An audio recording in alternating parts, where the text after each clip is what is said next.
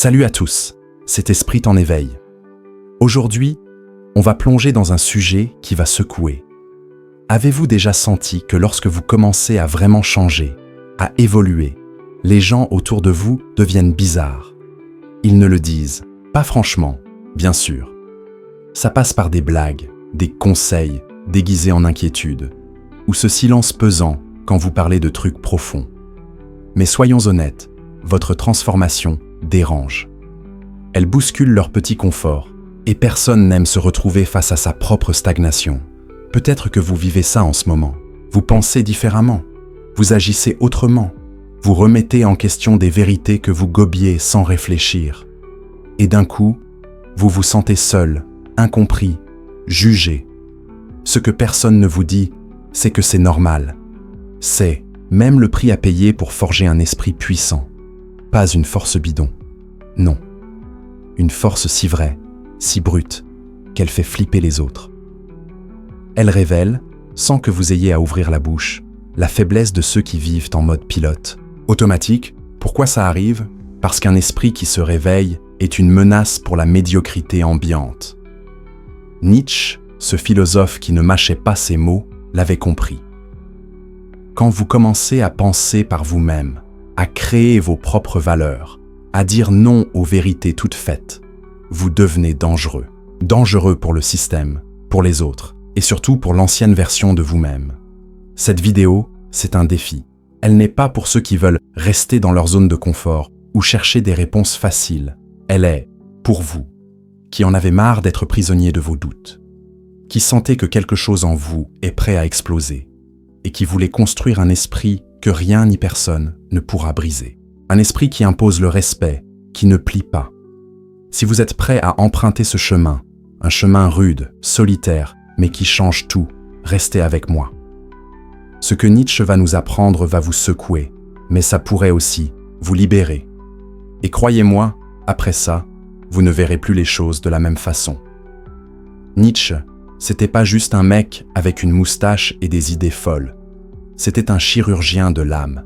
Il osait plonger dans le chaos de l'existence, là où la plupart d'entre nous détournent le regard. Et c'est dans ce chaos, dans cette tempête intérieure, qu'il a trouvé le secret de la vraie force. Pas celle des muscles ou des likes sur Insta. Non, une force qui naît quand tout s'effondre. Il a écrit « Il faut porter en soi un chaos pour mettre au monde une étoile dansante ». Ça claque, non? Mais c'est pas juste une belle phrase, c'est une vérité crue. Pour devenir inébranlable, faut arrêter de rêver à une vie facile ou à des mantras positifs à 2 balles. La vraie force, elle naît quand vous affrontez la douleur sans fuir. Quand vous arrêtez de demander à la vie d'être gentille et que vous décidez d'être plus fort. Pensez-y, quand avez-vous vraiment grandi? Quand tout roulait ou quand vous étiez au fond, perdu, obligé de vous relever tout seul? Nietzsche ne voyait pas la souffrance comme une erreur. Pour lui, c'était le moteur de la transformation. Pas une punition, mais un outil. Si vous changez votre façon de voir la douleur, l'échec, la solitude, vous commencez à forger quelque chose de rare. Un esprit qui ne tremble pas. Et c'est là que vous commencez à déranger. Pendant que tout le monde fuit le chaos, vous apprenez à y danser. Pendant que les autres courent après la normalité, vous visez la grandeur.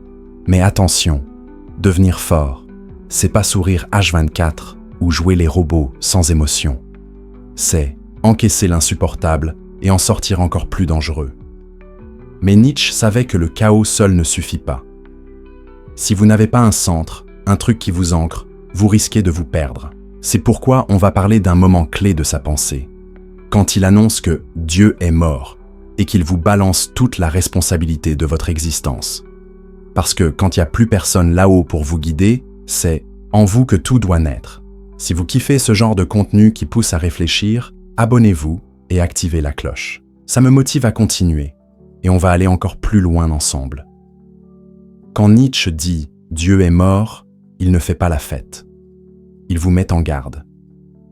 Il ne parle pas juste d'une figure religieuse, mais de l'illusion qu'il y a un grand plan, une autorité qui gère tout, un sens déjà écrit quelque part.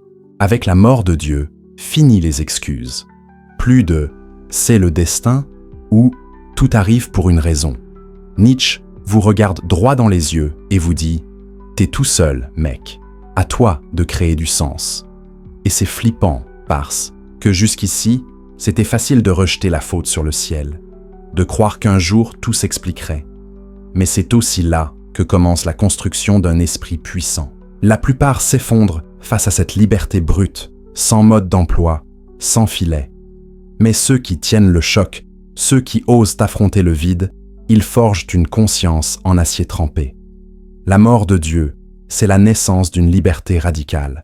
Plus besoin d'obéir à des règles toutes faites, vous créez vos valeurs. Plus besoin de suivre, vous vous dépassez.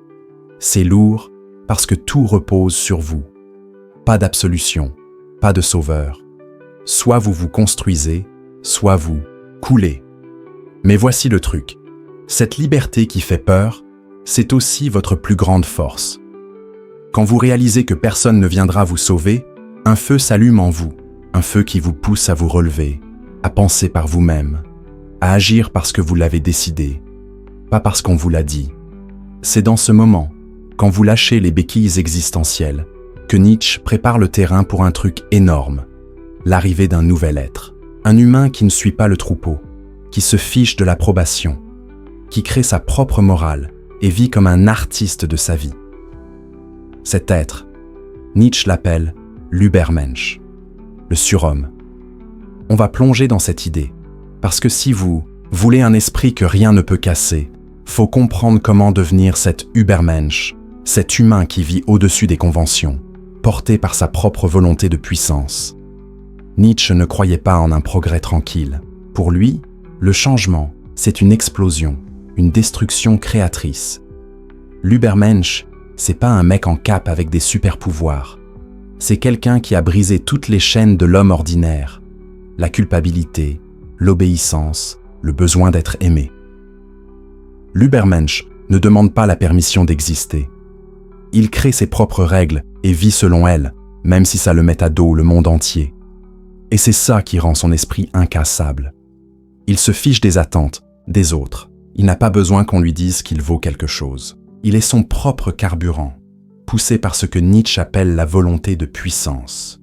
Ce besoin brut de façonner le monde à son image. L'Ubermensch ne s'adapte pas à la réalité, il lui donne un sens.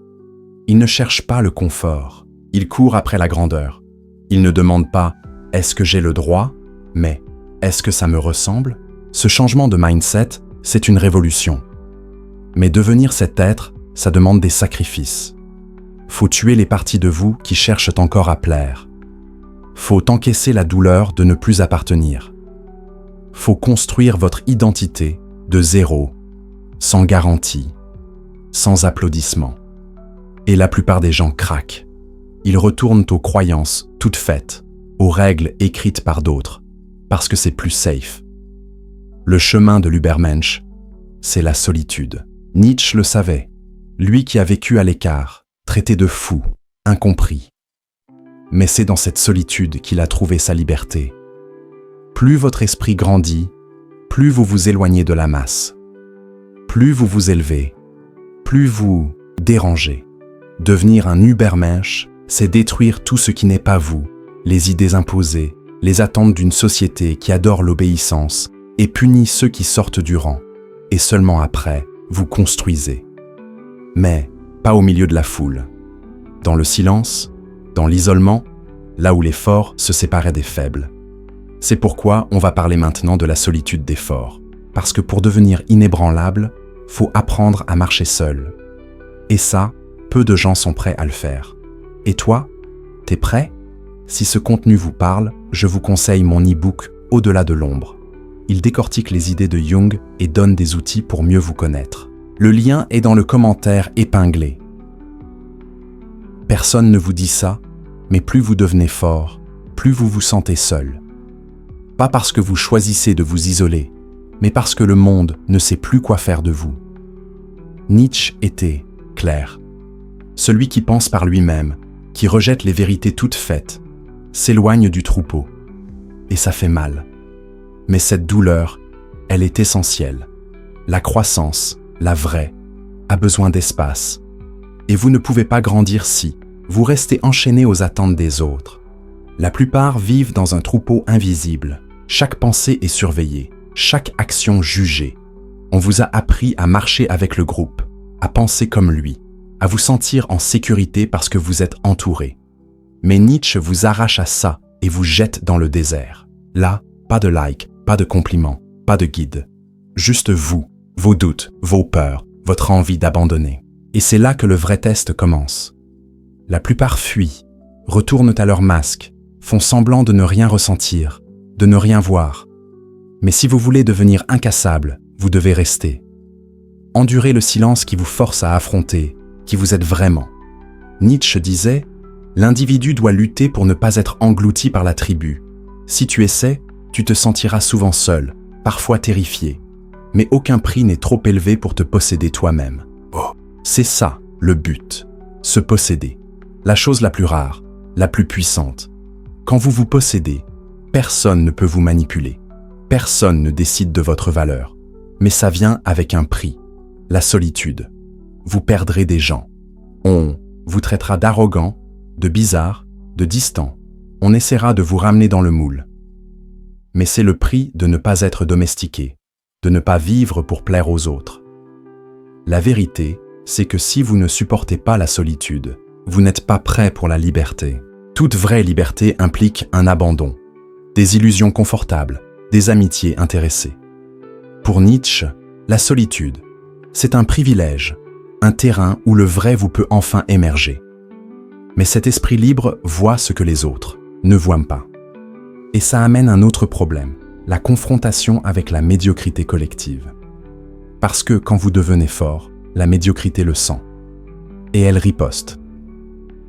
Nietzsche ne craignait pas les tyrans ou les dictateurs. Ce qu'il dénonçait, c'était la médiocrité collective, ce système invisible qui veut tout le monde au même niveau, qui punit ceux qui pensent autrement, qui récompense la soumission en la faisant passer pour une vertu. La vraie tyrannie, elle vient pas d'un chef, elle vient de la foule qui veut que vous restiez petit pour ne pas avoir à grandir. Quand vous commencez à briller, à avoir un esprit plus vif, une présence qui dérange, vous devenez une cible. Pas parce que vous faites mal, mais parce que vous faites rare. Vous cassez le moule, et la société déteste ça. La médiocrité ne supporte pas l'éclat individuel, car il révèle le vide de la vie ordinaire. Nietzsche appelait ça la morale des esclaves, un système créé par ceux qui, incapables d'atteindre la grandeur, ont inversé les valeurs. La force devient arrogance, l'ambition égoïsme, l'indépendance froideur. Tout ça pour protéger les faibles et écraser les forts. Mais en vrai, c'est du ressentiment. Les faibles ne veulent pas être sauvés, ils veulent détruire les forts. Quand vous vous libérez, les attaques commencent. Parfois directes, parfois subtiles. Un regard, un silence, une pique, le message. Rentre dans le rang, tu nous gênes. Et sans le vouloir, juste en étant vous, vous devenez une menace. La médiocrité n'attaque pas avec des points, mais avec le nombre, le consensus, la répétition. Elle veut vous faire douter, vous faire croire que vous avez tort de ne pas vous fondre dans la masse. Et c'est là que beaucoup craquent, parce qu'ils ne supportent pas d'être l'étrange, l'arrogant. Mais Nietzsche vous dirait, vous êtes nécessaire. Pendant que le monde recycle des idées fades et des désirs formatés, c'est vous, l'individu fort, qui apporte le chaos qui fait naître du nouveau. Votre différence, c'est une étincelle, mais aussi une cible. Être fort, penser librement, c'est déclarer la guerre à la médiocrité. Et une guerre, ça se prépare, avec des armes mentales. C'est ce qu'on va voir dans la dernière partie. Parce qu'un esprit qui fait peur, ça coûte cher. Mais la récompense, personne ne peut vous la voler. Vous êtes encore là, et ça, c'est énorme. La plupart auraient zappé dès le début, fuyant l'inconfort. Mais vous, vous êtes restés. Ce contenu, c'est pas pour flatter l'ego, c'est un appel à agir, à lâcher les illusions et à affronter la réalité. Construire un esprit qui impose le respect, c'est pas juste un choix, c'est un sacrifice. Vous perdrez des potes qui aimaient votre version docile. Vous perdrez des opportunités qui demandèrent de courber l'échine. Vous perdrez le luxe d'être OK avec une vie moyenne. Mais en échange, vous gagnez l'intégrité, la clarté une présence qui claque. Vous verrez que la plupart dorment et votre réveil les dérange.